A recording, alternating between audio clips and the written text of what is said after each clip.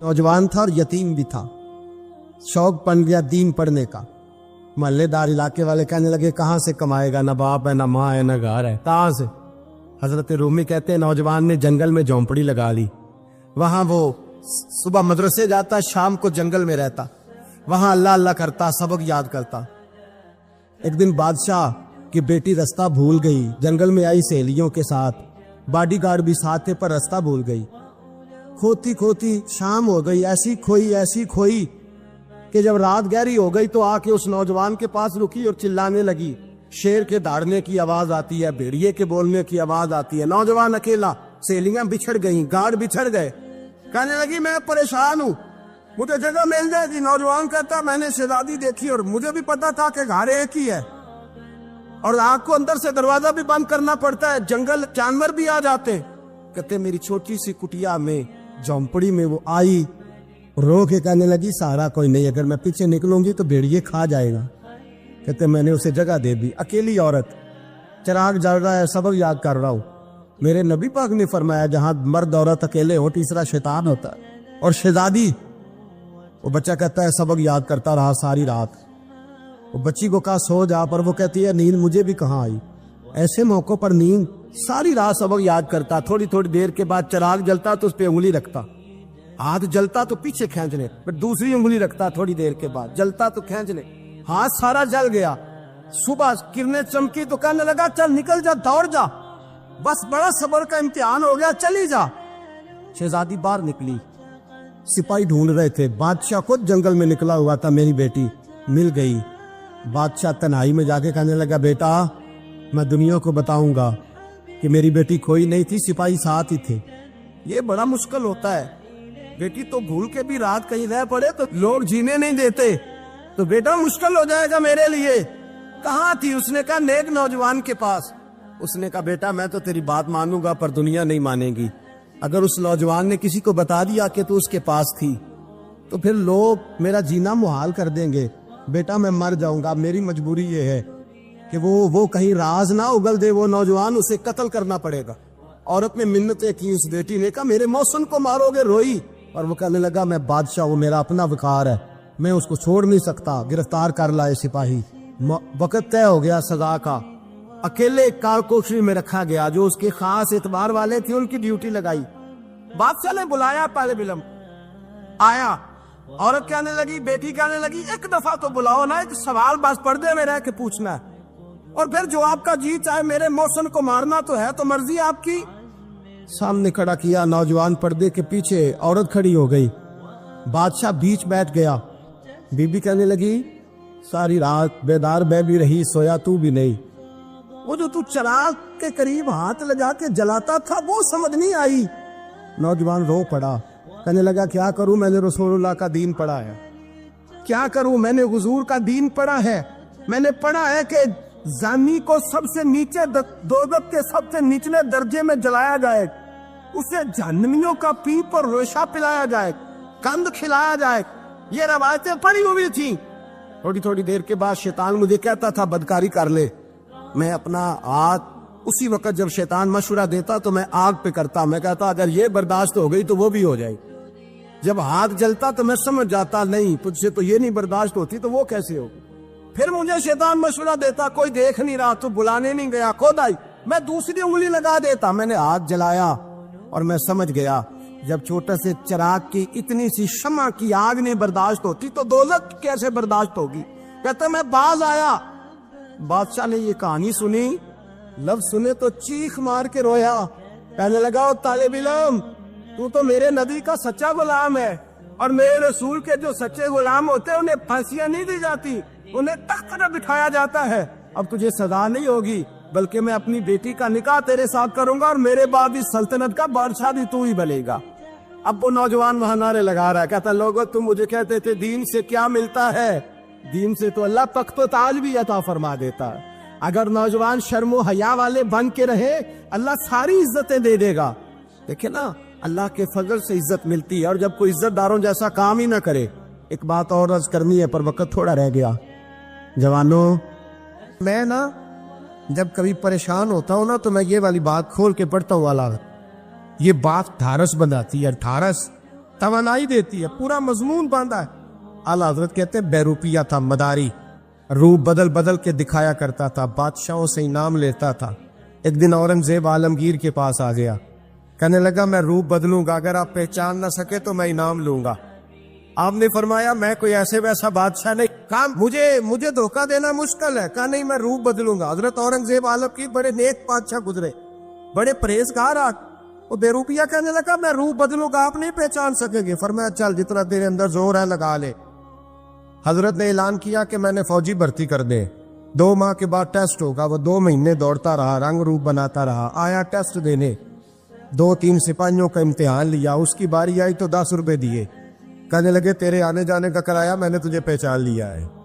کچھ دنوں کے بعد جانے لگے سفر پر, تو بھکاری آ گئے خیرات مانگنے. اس نے بھی سارے منہ پر سیاہی مال لی, کپڑے پھاڑ لیے, سر کے بال مڈا لیے, پگے تک کٹا لی, بدرنگ ہو کے آیا. کاسا آگے کیا تو حضرت نے 10 روپے ڈالے, کہنے لگے تیرے آنے جانے کا کرایہ میں نے پہچان لیا ہے. کچھ دن گزرے تو ٹیچر کی ضرورت تھی. اس نے مونچھیں بڑی کر لی, داڑھی نکلی لگا لی, سر پہ جنا کیپ پہن لی, ایک شیروانی لے لی اور ہاتھ میں چھڑی پکڑ کے آیا. کہنے لگا میں استاد ہوں, 2-4 بندوں کا امتحان لیا, اس کی باری آئی تو 5 روپے دیے, 10 روپے دیے, کا تیرا کرایہ میں نے پہچان لیا. 2 سال گزر گئے. وہ جب بھی آتا حضرت پہچان لیتے. ایک دن سفر پہ جا رہے تھے, بہت بڑا لشکر تھا, جہاد کرنے جا رہے تھے اورنگزیب عالمگیر. تو دیکھا ایک پہاڑی ہے, پہاڑی پہ لوگ جا بھی رہے ہیں آ بھی رہے. اورنگزیب عالمگیر پوچھنے لگے یہاں کیا ہے؟ کہنے لگے بابا جی بیٹھے ہیں دعا کرتے ہیں, اللہ کے نیک بندے ہیں. اورنگزیب کہنے لگے یار پرانے لوگ سارے ہی اللہ والوں کو مانتے, یہ بھی مصیبت آئی ہے جتنی نہیں آئی ہے, سارے لوگ ہی مانتے. کہنے لگے ذرا میں دعا نہ کرا لوں, بچے کام جا رہا ہوں. اورنگزیب بادشاہ تھے, بادشاہ لوگ نازک مزاج ہوتے ہیں. گھوڑے سے اترے, بڑی مشکل سے پہاڑی پہ چڑھے, اوپر گئے تو لائن لگی ہے, بابا جی غار میں بیٹھے. کہنے لگے میں نے ملنا, میں اورنگزیب ہوں. انہوں نے کہا ہمارا بابا اس طرح کا پیر نہیں کہ امیر آئے تو رنگ اور ہو, غریب آئے تو اور ہو. یہاں اگر ملنا ہے تو لائن میں لگ جاؤ, سب ایک جیسے. اب لائن میں کھڑے ہو گئے, 50 آدمی آگے تھے. کہتے ہیں 51واں نمبر تھا. تھک گیا دھوپ میں کھڑا کھڑا. جب میں پہنچا غار کے دہانے تو میں نے بابا جی کے چہرے پہ نظر ڈالی تو بڑا نورانی چہرہ, بڑی خوبصورت لب و لہجہ.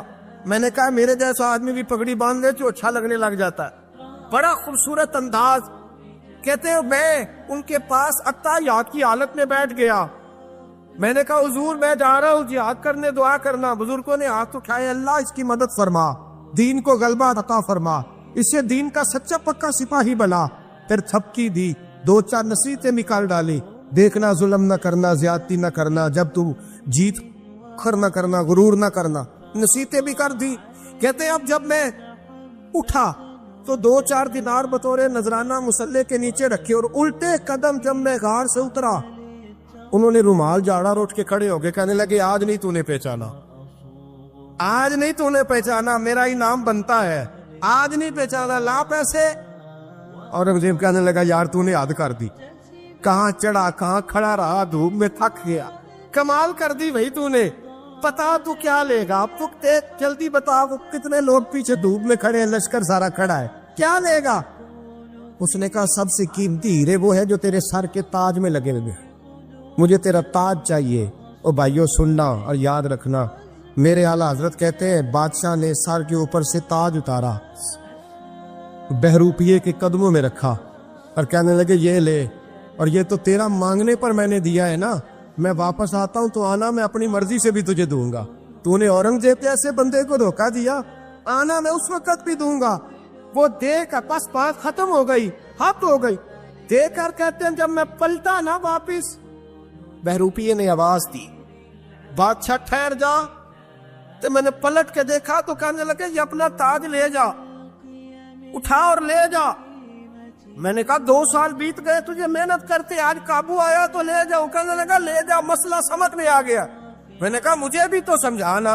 کہتے ہیں وہ پھوٹ پھوٹ کے رویا, اس کی آنکھیں برس پڑی, سیلاب کی طرح آنسو بہہ نکلے, تڑپا اور رو کے کہنے لگا بادشاہ میں نے جھوٹ موٹ رسول اللہ کی غلامی اختیار کی تھی, جھوٹ موٹ کی داڑھی, جھوٹ موٹ کی پگڑی, جھوٹ موٹ کا فقر, میں نے جھوٹ موٹ نبی پاک کا لباس پہنا ہے, تو تیرے جیسے بادشاہوں کے تاج میرے قدموں میں آ گئے ہیں. اگر میں سچ مچ رسول اللہ کا غلام بنوں گا تو اللہ کیا کچھ عطا فرمائے، اللہ کتنی نعمتوں سے نوازے۔ میرے اعلیٰ کیا فرماتے ہیں؟ اعلیٰ حضرت فرماتے ہیں فرشتے بھی کرتے ہیں تعظیم میری۔ کون جی؟ اللہ ایسا عقیدہ بھی کم ملے گا جو بریلی کے امام کا عقیدہ ہے، ایسا بھی کم۔ کہتے ہیں فرشتے بھی کرتے ہیں تعظیم میری۔ کیوں؟ فرمانے لگے فدا ہو کے ان پر یہ عزت ملی۔ بغداد کے ایک درویش عالم تھے، تو وہ جب بھی نماز پڑھاتے نا تو کسی تاجر کی 2 بیویوں کے بارے میں دعا مانگتے۔ توجہ ہے میری بات پر؟ نماز پڑھاتے تو کہتے اللہ اس تاجر کی 2 بیویوں کو اپنی خاص رحمتیں عطا فرما۔ ایک دن لوگ ان کے گرد اکٹھے ہو گئے، کہنے لگے بابا جی بتائیں تو صحیح وہ بیویاں کون تھی جن کے لیے آپ دعا مانگتے؟ تو فرمانے لگے میرے شہر کا ایک تاجر تھا، بہت بڑا تاجر تھا، مالدار تھا پر بے اولاد تھا۔ اسے بغداد سے ملک شام جانا پڑتا تھا تجارت کرنے، اور کئی مہینے اسے شام کے ملک میں رہنا پڑتا تھا۔ اس نے اس طرح کیا کہ وہاں بھی ایک شادی کر لی۔ توجہ ہے نا میری بات پر؟ کیا کر لیا اس نے؟ دوسری شادی کرنا مرد کے لیے جائز ہے، تیسری کرنا بھی، چوتھی کرنا بھی بھیا کے وقت، مگر اگر انصاف کر سکے تو۔ اگر چاروں میں ہم نہ آدھا مسئلہ سنتے ہیں اور آدھا ہی بیان کرتے ہیں، اگر انصاف نہ کر سکے پھر اس کے لیے 4 جائز، پھر وہ ایک ہی رکھے گا۔ تو عزیز دوست دوسرا نکاح کر لیا، شادی ہو گئی۔ اب وہ وہاں کچھ زیادہ وقت گزارنے لگا، مالدار آدمی تھا، بیوی کو مکان بھی لے کے دے دیا۔ اب وہ دیر سے آتا واپس، اور جب آتا بھی تو اس کے وہ والے انداز نہ ہوتے جو پہلے ہوا کرتے تھے۔ اب بیوی سے بڑا جاسوس بھی کوئی نہیں ہوتا، اس کو تو پہلے پتہ چل جاتا ہے کہ ماجرا کیا ہے، اسے بڑی خبر ہوتی ہے۔ تو اس نے محسوس کر لیا کہ بدلے بدلے سے میری سرکار نظر آتے۔ وہ کہنے لگی اب کہ جب آتا جاتا ہے تو اس کے حالات کچھ بدلے بدلے سے ہیں، ماحول کچھ اور ہے۔ اس نے ایک بوڑھا آدمی جو اس کا عزیز بھی تھا اور سمجھدار بھی تھا اس کو تیار کیا، کہنے لگی اب کہ جب ملک کے شام جائے نا تو اس کا پیچھا کرنا اور خبر کرنا کہ کہاں رہتا ہے، کہاں جاتا ہے، کیا کرتا ہے۔ وہ بوڑھے بزرگ جو تھے وہ خاتون کے کہنے پر کچھ اس نے کرایہ بھی دیا۔ وہ اس تاجر کے پیچھے گئے اور واپس آ کے خبر دی، کہنے لگے کہ یہ تو 2-3 سال بیت گئے، اس نے وہاں بھی شادی کی ہوئی ہے، تجھے بتایا ہی نہیں۔ بی بی بڑی سمجھدار تھی، حوصلہ مند، زیرت، اس نے شور نہیں مچایا۔ اس نے کہا کہ میں نا اب جب آئے گا نا تو طریقے سے بات کروں گی اور پوچھوں گی کہ ایسا کیوں کیا۔ اور یہ بھی اس نے آ کے بتایا کہ اگر تیرے ساتھ نکاح کے بعد اسے اولاد نہیں ملی تو اولاد وہاں بھی کوئی نہیں، یہ مکمل تفصیلات۔ اب جب اس دفعہ خامند آیا تو آتے ہی وہ بیمار ہو گیا، کمزور ہونے لگا۔ اب خاتون نے مناسب نہیں سمجھا کہ آتے ہی دڑام سے میں اس کے سر پر یہ بت یہ پھوڑ دوں کہ تو نے نکاح کیا ہوا ہے اور مجھے بتایا نہیں۔ وہ ذرا تسلی میں رہی، کچھ وہ بیمار تھا، حوصلہ رکھا، خدمت کرتی رہی۔ کچھ دن گزرے تو وہ تاجر انتقال کر گیا، فوت ہو گیا۔ اب راز کھل نہ سکا، عدت گزاری، اور جب سارا مال جمع کیا نا تو اشرفیوں کی بوریاں بھر گئی۔ سارا مال اس بی بی کا، 4 بوریوں میں اشرفیاں، 4۔ یہاں تو پیٹ کا دوزخ ہے، معاذ اللہ بھرتا ہی نہیں۔ حل من مزید، حل من مزید۔ وہ جو کہتے تھے نا کہ بس باہر چلا جاؤں اور باہر میں کچھ تھوڑے سے پیسے کما کے 2-3 سال میں لوٹ آؤں گا، پھر یہاں آ کے کوئی کاروبار کروں گا، وہ گئے ہیں تو واپس نہیں آئے۔ وہ جو کہتے تھے نا بس میں نے اتنا سا کاروبار کرنا ہے کہ مکان بن جائے، انہوں نے 4 مکان بھی بنا لیے ہیں، لیکن بریک حل من مزید کی دوڑ ہے۔ اب 4 بوریاں اس عورت نے چھپائے رکھی، کوئی بندہ نہیں جانتا بغداد میں کہ ملک کے شام میں تاجر کی دوسری بیوی بھی ہے۔ جب وہ فارغ ہوئی تو اس نے اس بوڑھے جاسوس کو پھر بلایا اور 2 بوریاں اونٹ پہ رکھی، خود بھی ساتھ بیٹھی اور ملک شام گئی۔ اللہ اکبر۔ وہ بزرگ کہتے ہیں میں ایسے نہیں دعا کرتا۔ اس کو جا کے کہنے لگی میں اکیلی وارث نہیں ہوں، آدھے کی وارث تو بھی ہے۔ میں اکیلی وارث نہیں، یہ تقسیم وراثت ہے، آدھی کی وارث تو بھی ہے، تو رکھ اپنے پیسے۔ مجھے پتہ ہے اس نے نکاح کیا تھا پر مجھے بتایا نہیں تھا، تو رکھ اپنے پیسے، میں تجھے دے رہی ہوں، آدھے تیرے ہیں آدھے میرے ہیں۔ اس نے نظر اٹھائی تو رو پڑی، کہنے لگی نہیں اب یہ سارے تیرے ہی ہیں۔ اگر تو اللہ سے ڈرتی ہے تو میں بھی رب سے ڈرتی ہوں، اگر تو مصطفیٰ کریم کا کلمہ پڑھتی ہے تو میں بھی اسی نبی کی ماننے والی ہوں۔ کہا بات کیا ہے، میرا کیوں ہے سارا؟ تو وہ خاتون کہنے لگی وہ 2 سال 3 سال سے میرے ساتھ نکاح تھا اور اس نے بتایا تھا مجھے کہ میری بیوی بھی ہے، اور میں غریب تھی تو میرے والدین کو بھی بتایا تھا کہ میری دوسری شادی ہے۔ یہ مکان اس نے مجھے لے کے دیا تھا، میرے تمام اخراجات وہ پورے کرتا تھا، نان و نفقہ کا خیال رکھتا تھا، لیکن اب کہ جب وہ آیا تو وہ بیمار تھا۔ اس نے مجھے بتایا کہ مجھے طبیب نے بتایا ہے کہ میں شدید بیمار ہوں، شاید بچ نہ سکوں۔ تو کہنے لگی وہ مجھے کئی لاکھ روپے بھی دے گیا اور جاتے دفعہ مجھے طلاق بھی دے گیا، فارغ کر گیا۔ کہنے لگا تو جہاں چاہے میرے بعد نکاح کر سکتی ہے، اور کہنے لگا میں چاہتا تھا پہلی بیوی کو بتا دوں، موقع نہیں بنا اور اس کا دل نہ ٹوٹے، بتا نہیں پایا، لہذا وہ مجھے ڈھیر سارے پیسے دے چکا ہے، سارا میرا حصہ مجھے پہلے سے دے چکا ہے۔ میری بہن اب یہ 4 بوریوں میں سے 2 میری نہیں بلکہ 4 کی 4 ہی تیری ہے، تو ہی اس کی حقدار ہے۔ تو بزرگ کہتے ہیں مجھے بتاؤ جن کے اندر اس قسم کے تقوی کی جھلک ہو ان کے لیے ہر نماز کے بعد دعا مانگنی چاہیے کہ نہیں مانگنی چاہیے؟ حضرت عمر کے زمانے میں نا ایک نوجوان تھا، نیک تھا، مسجد جایا کرتا تھا رات کو۔ تو مسجد جا رہا تھا تو رستے میں ایک عورت نے دعوت گناہ دی، ابن عساکر نے اس کو لکھا ہے۔ تو نوجوان تھا، خواہشات تھی، کچھ طبیعت مائل ہو گئی، ابھی ادھر جا ہی رہا تھا کہ کسی نے آیت پڑھ دی والی من خاف مقام ربی جنتان، جو رب کے سامنے کھڑے ہونے سے ڈرے گا اللہ 2 جنتیں دے گا۔ واقعی ڈر گیا، وہ واقعی ڈر گیا، اتنا ڈرا کہ بے ہوش ہو کے گر پڑا۔ بیماری سے لوگ بے ہوش ہوتے ہیں، پیسے ڈوب گئے بے ہوش ہوتے ہیں، بچے کے غم میں بے ہوش ہوتے ہیں۔ سچ بتاؤ کبھی خوف خدا سے بھی بے ہوش ہوتا کوئی دیکھا ہے؟ ہمارے ہاں تو روز مرہ ہی نہیں ہے بھائی، اور بڑی باتیں ہیں بے ہوش ہونے کی، ڈرنے کی، غش کھانے کی۔ بے ہوش ہو کے گر پڑا، بوڑھے باپ کو کسی نے بتایا بچہ بے ہوش پڑا ہے، اٹھا کے گھر لائے، گھر لا کے کہا بیٹا کیا ہوا؟ نوجوان ہے، چڑھتی جوانی ہے پر پاکیزہ بڑی ہے۔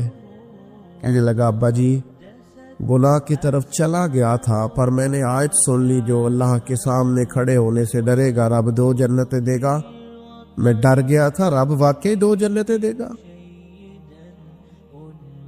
باپ رو پڑے، ابا جی کی آنکھوں میں آنسو آئے اور کہا پتر اللہ بڑا مہربان ہے، اس کے وعدے سچے ہیں، واقعی 2 جنتیں دے گا۔ اس نے پھر ایک چیخ ماری اور اس طرح کی ماری کہ اس کی روح ہی پرواز کر گئی، روح ہی پرواز کر۔ کشتگانے خنجر تسلیم را، عشق کی خنجر سے قتل ہو گئے لوگ۔ صبح حضرت عمر کو پتا چلا کہ انہوں نے تو رات جنازہ بھی پڑھ دیا، تدفین بھی کر دی۔ جناب عمر فرمانے لگے اتنا نیک نوجوان خوف خدا سے دنیا سے چلا گیا، مجھے کیوں نہیں بلایا میں جنازہ پڑھتا؟ فاروق اعظم فرما رہے ہیں میرا شوق تھا میں اس کا جنازہ پڑھتا۔ کہا حضور آپ کو تکلیف نہیں دی؟ فرمایا بتاؤ قبر کہاں ہے؟ کہ کامل پیر اونا دے باہو قبر جنا دی جیوے۔ حضرت فاروق اعظم قبر پہ تشریف لے گئے اور کھڑے ہو کے فرمانے لگے نوجوان مجھے امید ہے میرے رب نے تجھے 2 جنتیں دی ہوں گی۔ ابن عساکر کھول کے دیکھو تاریخ بغداد نے کیا لکھا ہے۔ حضرت سیدنا فاروق نے فرمایا امید ہے 2 جنتیں دی ہوں گی، قبر کے اندر سے بولا کامل پیرو نہ دے باہو قبر جنا دی جیوے، قبر کے اندر سے بولا۔ کہنے لگا حضور امید والی بات نہیں، رب کے وعدے سچے ہیں، اس نے واقعی مجھے 2 جنتیں عطا فرمائی، 2 جنتیں دی ہیں، میں نے اپنے مالک کو راضی پایا۔ ہمارے صوفیاء تصوف میں ایک جملہ بولتے ہیں کہ تیرا تو فقر فقر بوزر ہے، یعنی جن کو صحیح درویش کہتے ہیں نا، صحیح درویش۔ مولا علی شیر خدا رضی اللہ تعالیٰ عنہ فرمایا کرتے 2 ہی تو بندے ہیں جو رب کے رستے میں کسی شے کی پرواہ نہیں کرتے۔ حضور کون سے؟ فرمایا ایک ابو ذر غفاری ہے اور دوسرے علی المرتضیٰ ہے۔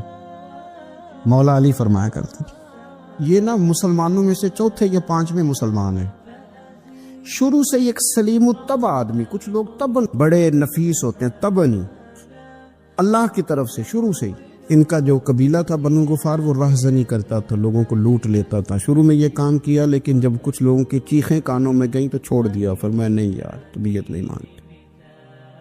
اور نبی پاک کا کلمہ پڑھنے سے پہلے ہی بتوں کی پوجا چھوڑ کے رب کی عبادت شروع کر دی۔ لوگ پوچھا کرتے تھے آپ عبادت تو کرتے تھے پر منہ کدھر کرتے تھے؟ فرماتے تھے جدھر وہ کرا لیتا تھا کر لیتے تھے۔ کسی نے انہیں بتایا کہ مکے میں ایک شخص ہیں جنہوں نے اعلان نبوت کیا ہے، آپ کی طرح کی باتیں کرتے ہیں۔ انہوں نے اپنے بھائی کو بھیجا، ان کا نام انیس تھا، پتہ کر کے واپس آئے۔ بھائی کہنے لگے ابو ذر، ان کا نام جندب ہے، اصل میں ذر ان کے بیٹے کا نام ہے اور کنیت سے زیادہ معروف ہیں، ابو ذر غفاری کہلاتے ہیں۔ فرماتے ہیں کہ بھائی نے آ کے بتایا کہ وہ نیکی کا حکم دیتے ہیں، برے کاموں سے منع کرتے ہیں، صلہ رحمی کا پیغام دیتے ہیں، لیکن لوگ سارے مخالف ہیں۔ یہ چیز بھی بڑی کاؤنٹ ہوتی ہے، اسے نہ کاؤنٹ کیا کریں۔ لوگوں کی ترجیحات بدلتی ہیں، صبح کچھ، دوپہر کچھ، شام کچھ، اسے نہ کاؤنٹ کریں۔ انہوں نے اس بات کو کاؤنٹ کر کے بتایا کہ لوگ ان کے جو ہے نا وہ مخالف ہیں سارے۔ تو حضرت ابو ذر غفاری کہنے لگے مجھے تسلی نہیں ہوئی، میں خود جا کے پتہ کروں گا۔ کہتے ہیں مکہ شریف آیا تو کسی ایسے آدمی سے پوچھ بیٹھا، میں تو کچھ اور سمجھا تھا، وہ کچھ اور نکلا۔ مکے والوں نے بڑا مارا۔ مکے پہنچ کے پہلی جو چیز ملی وہ مار کھانے کی تھی۔ اب میں ڈرتے کسی سے پوچھتا ہی نہ، بھوک بھی بڑی تھی، رہنے کو جگہ نہیں تھی، حرم شریف میں لیٹا رہتا تھا۔ میرے نصیب دیکھو، مجھے ایک شخص نے نہ آ کے ہلایا، کہنے لگے اگر مناسب سمجھے تو میں آپ کو دیکھ رہا ہوں کافی دیر سے، آپ کوئی پردیسی ہیں، آپ کا اپنا مہمان نہ بنا لوں؟ تو میں نے کہا آپ کا کیا نام ہے؟ کہنے لگے میرا نام ہے علی ابن ابی طالب۔ کہتے ہیں مولا کائنات گھر لے گئے، کھانا بھی کھلایا، جگہ بھی دی، سونے کو خدمت بھی کی، لیکن چونکہ میں تو پہلے ایک سے پوچھ کے مار کھا بیٹھا تھا، میں نے پوچھا نہیں میں کدھر آیا ہوں۔ رات رہے، اگلی رات بھی رہے، لیکن میں نے بتایا نہیں میں کس کام آیا ہوں۔ حضرت ابو ذر غفاری رضی اللہ تعالیٰ عنہ کہتے ہیں خود ہی مولا علی نے پوچھا بتا سکتے ہو کیسے آئے ہو؟ میں نے کہا راز رکھ لو گے؟ فرمایا بڑا کشادہ سینہ دیا رب نے مجھے۔ تو بات تو کہنے لگے یار میں تو محمد مصطفیٰ کی زیارت کرنے آیا صلی اللہ تعالی علیہ وسلم۔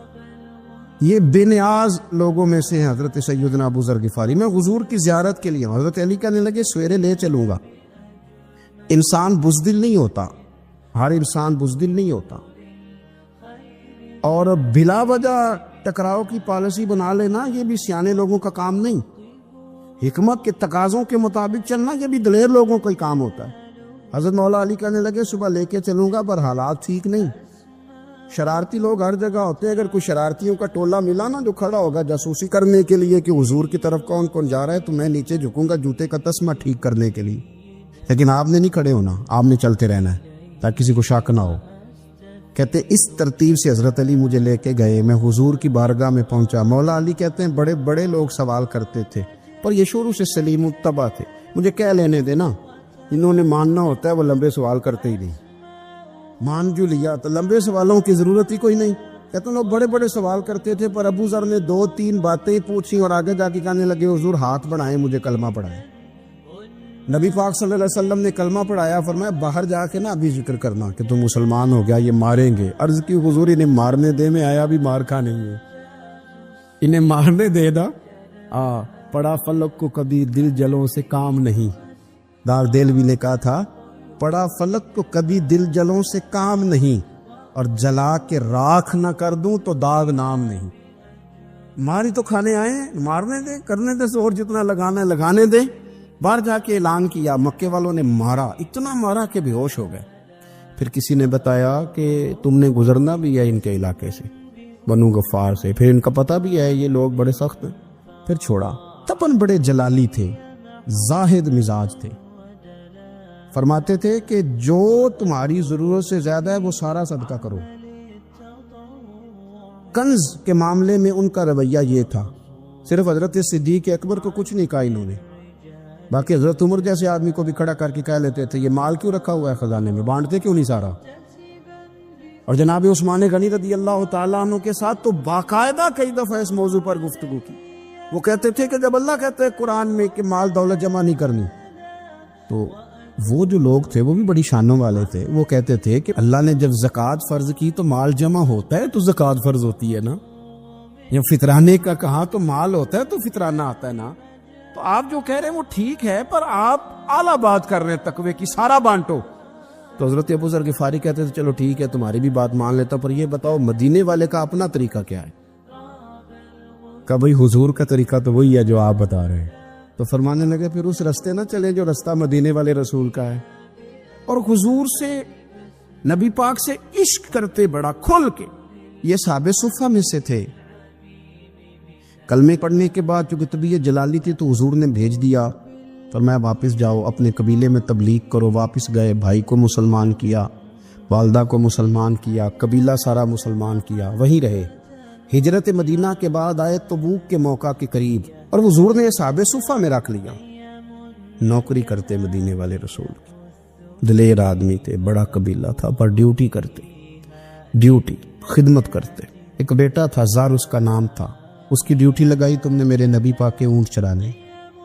ڈاکو آئے تو صاحبزادہ اونٹوں کی، اونٹنیوں کی حفاظت کرتے شہید ہو گیا. اور یہ انوکھا بندہ ہے جس نے شرط لگائی تھی کہ میں نے کالی سیاہ رنگ کی عورت سے شادی کرنی. انوکھا بندہ ہے. ایک بیٹی تھی، ایک بیٹا، بیٹا شہید ہو گیا. بیوی سے کہا تم نے نبی پاک کے گھر میں خدمت کرنی ہے، حضور کے گھر والوں، اور میں نبی پاک کی نوکری کروں گا. حضور کی خدمت کرتے، ہر وقت خدمت میں رہتے. اور حضور جب آتے نا، صحابہ صفہ میں یہ شامل تھے جو لوگ دین سیکھتے. حضور جب آتے تو سب سے پہلے آ کے حضرت ابو ذر غفاری کا پوچھتے، بلائیں. اور جب بات کرتے حضور تو بار بار ان کو مخاطب کر کے بات کرتے. حضرت ابو ذر غفاری رضی اللہ تعالیٰ عنہ کا نبی پاک سے اتنا پیار کہ ہماری بھی مشکل حل کر دی.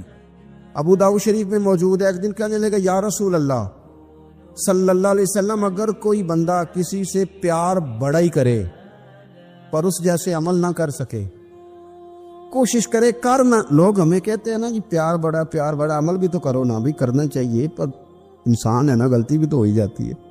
اب ہم عمل نہیں کر سکتے تو تم ہمیں پیار بھی نہیں کرنے دو گے؟ مہربانی کرو، پیار تو کرنے دو نا.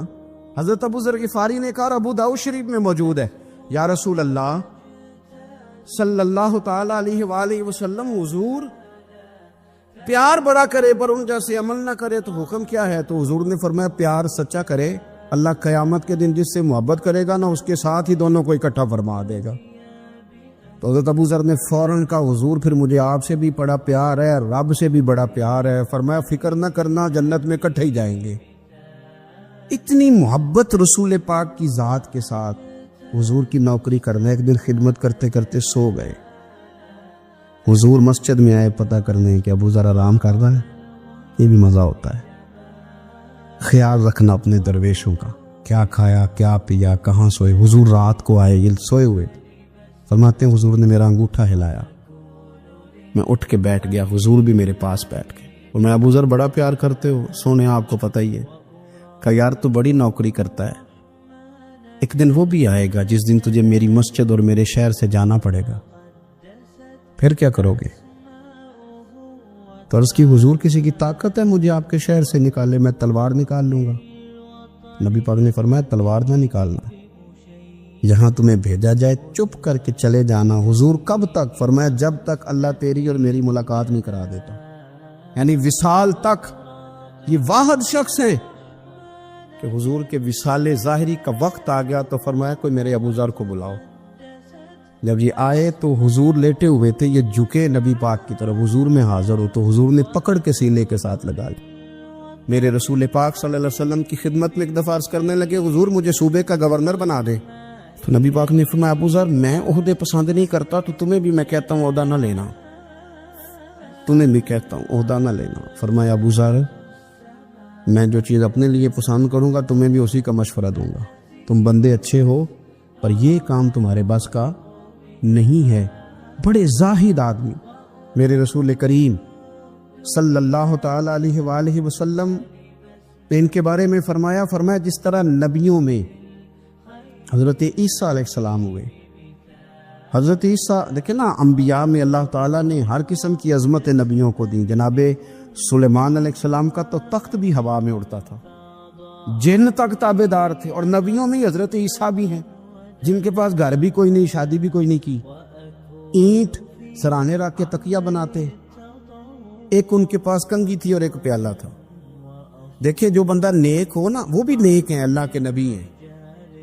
آپ اپنا تقوی مسلط نہیں کریں گے. جو وہ کر رہے ہیں وہ بھی مخلص ہو کے کر رہے ہیں. حکومتیں جو چلانی ہیں تو وہ کس نے چلانی ہے؟ اگر نیک بندے نہیں آئیں گے تو غلط لوگ آئیں گے، قوموں پہ ظلم کریں، وہ بھی اپنی جگہ ٹھیک ہے. لیکن یہ جو کر رہے ہیں یہ بات بھی اپنی جگہ بالکل ٹھیک ہے. ہم پتہ کیا کرتے ہیں، ہم چیزوں کو مسلط کرتے ہیں، ایک دوسرے پر مسلط نہیں کرے چیزوں کو. آپ جو کر سکتے ہیں، جو رستہ آپ کو صحیح لگتا ہے اختیار کر لیں. یہی تو ہمارے دین کا حسن ہے کہ سارے رستے واضح کر کے ہمیں دکھاتا ہے. حضرت عیسیٰ علیہ السلام نے ایک دن دیکھا کہ ایک بندہ نا انگلیوں کے ساتھ اپنے بال سیدھے کر رہا ہے، تو آپ نے فرمایا یار کنگھی کے بغیر بھی کام چل سکتا ہے. کنگھی بھی خیرات کر دی. دیکھا ایک بندہ ہاتھ کا تکیہ بنا کے لیٹا ہے، تو فرمایا اینٹ بھی دے دو، کسی کے کام آ جائے. ایک دن دیکھا کہ ایک بندہ نا یوں چلو میں پانی پی رہا ہے، فرمایا پیالہ بھی رہنے دو، اس کے بغیر بھی کام چل ہی جاتا ہے. جناب عیسیٰ کا یہ زہد تھا. میرے نبی پاک علیہ السلام نے فرمایا جس نے جناب عیسیٰ کا زہد دیکھنا ہو وہ میرے ابو ذر غفاری کو دیکھے. ان کو دیکھے، یہ دنیا میں جناب عیسیٰ کے زہد کے مطابق چلتے پھرتے ہیں.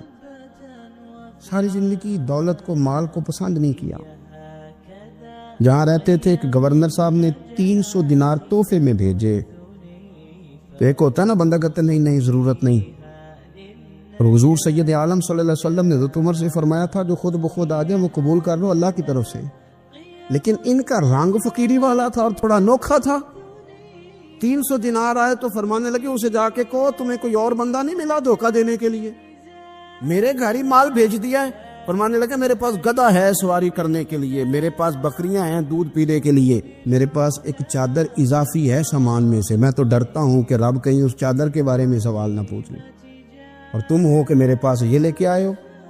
حضرت عثمان غنی کے پاس جا کے کہا کرتے کتنا لوگوں کے پاس پیسہ آ گیا ہے، ہر بندے کے گھر میں مال ہے، یہ کیا ہو رہا ہے، لوگوں سے کہیں خرچ کریں غریبوں پہ.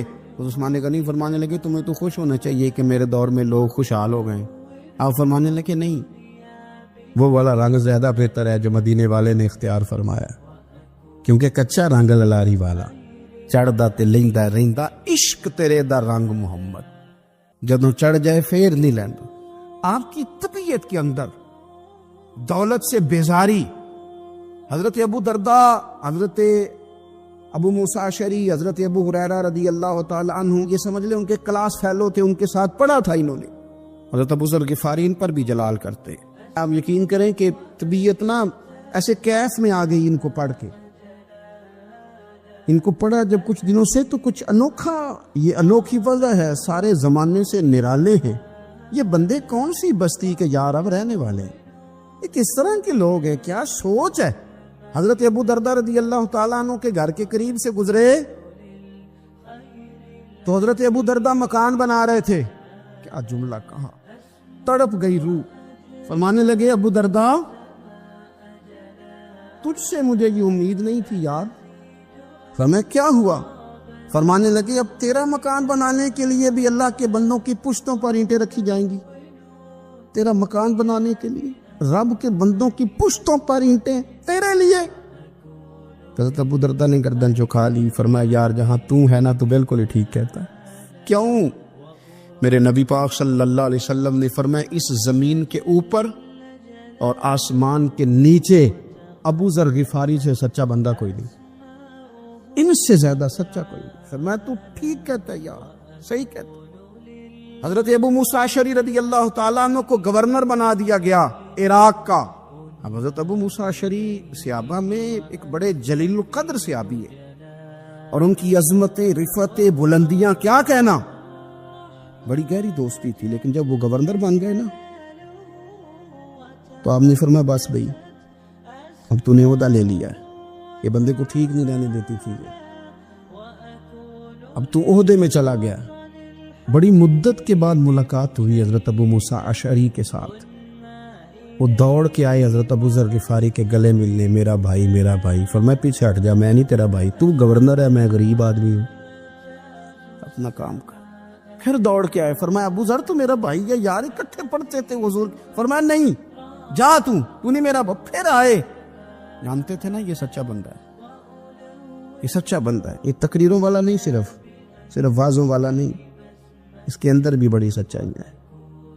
قریب آئے، آ کے کہا یار تو میرا بھائی ہے، میرے سینے لاگ۔ فرمانے لگے تو تیسری بار آیا ہے، مومن ہے، میں منہ نہیں موڑ سکتا، پر پہلے مجھے بتا گورنر بننے کے بعد تو نے مکان کتنے بنائے، باغ کتنے لگائے، چکیاں کتنی لگائی، کتنے تو نے چیزیں بنائی ہیں، پہلے بتا۔